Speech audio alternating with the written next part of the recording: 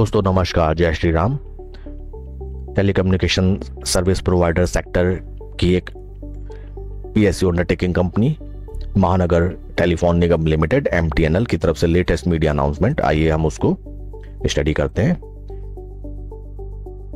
ये share retail traders का दिल का सितारा, दिल का टुकड़ा, उसको भी हम देखेंगे। In compliance to this and this, intimation of default in the payment of principal, installment and interest of banks, nature of obligation, principal and interest payment। दोस्तों MTNL ने इनके फर्दर ये 6-7 डिफरेंट बैंक से जो भी लोन्स चल रहे थे वे सभी उन्होंने डिफॉल्ट कर दिए हैं, प्रिंसिपल एंड इंटरेस्ट पोर्शन दोनों पे। बैंकों के नाम है Union Bank of India, Punjab National Bank, State Bank of India, UCO Bank, Punjab and Sindh Bank, Indian Overseas Bank. हम तो डूबेंगे सनम, आपको भी ले डूबेंगे। PSU बैंक्स ना जाने क्यों ही मोस्टली NPA के, इतने भयंकर NPA के शिकार होते हैं, ये देखने वाली बात है। क्वेश्चन बनाते समय इसको भी आप ध्यान में रखें। Total outstanding 8,733 crore, total outstanding बनता था 8,733 करोड़ एंड ये सभी NPA में क्लासिफाई किए जा चुके हैं।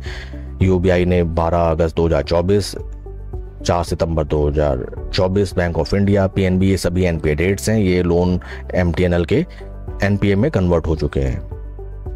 And total amount of outstanding borrowings from bank, केवल बैंक से 8,734 करोड़ का बकाया MTNL पर, और टोटल लाइबिलिटीज 34,842 करोड़, मैसिव। दोस्तों इस बेहमत अमाउंट को देख के आप समझ सकते हैं कि MTNL की फाइनेंशियली क्या पोजीशन है। टोटल इनके जितने भी लोन ऑब्लिगेशंस थे वो सब NPA में कन्वर्ट हो चुके हैं।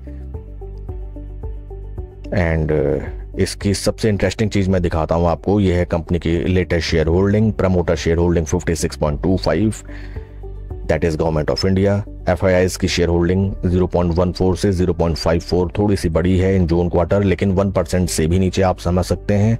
DIs की शेयर होल्डिंग 30.46, देख के खुश होने की बात नहीं, क्योंकि DIs mostly reflect insurance companies and mutual funds, जिसमें डायरेक्टली इनडायरेक्टली हमारा ही पैसा लगा होता है, रिटेल शेयर होल्डर्स का। एंड देखिए दोस्तों, नंबर ऑफ शेयर होल्डर्स, कितनी बढ़िया बात है। देखिए इस स्टॉक में एक साल पहले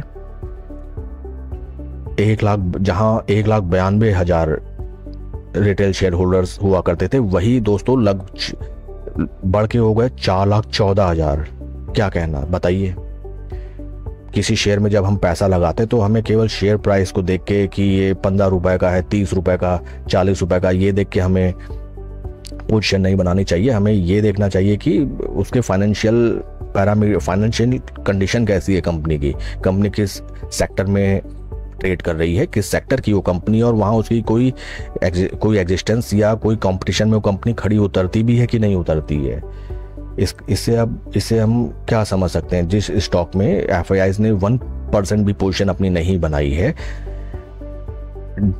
उसमें जो कंपनी अपने लोन्स रीपे नहीं कर पा रही है, जिसके अकाउंट्स NPA हो गए हैं, उसमें number of retail share holder 1,92,000 से बढ़ के हो गए 4,14,000। तो और अब हम तो यही कहेंगे इन सबका पैसा डूब चुका है, डूब ही गया है। देखें हाँ, तो अगर हम शेयर का चार्ट पैटर्न देखें, शेयर के चार्ट पैटर्न में कुछ भी नहीं। शेयर ने अपना रिकॉर्ड हाई लगाया था 100 रुपए, अभी ट्रेड कर रहा है 44 के रेट में। क्यों बढ़ा था? Only and only pump and dump. इसको ऑपरेटर देखिए पंप करके कहाँ ले गए, वहां से टोटल डंप, फिर बढ़ा फिर डंप, देखिए बढ़ा फिर डंप, बढ़ा फिर डंप, बढ़ा फिर डंप। और रिटेलर्स ने जब भी यहाँ से रिटेलर्स ने यहाँ बाई किया, यहाँ बाई किया, और यहाँ से जब ये बढ़ा यहाँ पे बाई किया, लेकिन वो ये भूल गए कि जिन ऑपरेटर्स ने यहाँ पे अपनी पोजीशन बनाई थी उन्होंने अपना माल यहाँ पे सेल किया। रिटेलर के सेल करने से देखिए डंप नहीं होता है। देखिए जब भी बड़ा डंप, स्टॉक अपने 20, 50, 200 तीनों मूविंग एवरेज के नीचे ट्रेड कर रहा है। And company already defaulted in every loan liability. भविष्य का क्या ही कहा जाए, पोजीशन बनाने से बचें। Out of sight out of mind, ऐसी कंपनी में भूल के भी कभी पैसा नहीं लगाना चाहिए। एंड कोई भी इन्वेस्टमेंट डिसीजन लेने से पहले अपने फाइनेंशियल एडवाइजर की सलाह जरूर लें। Thank you friends.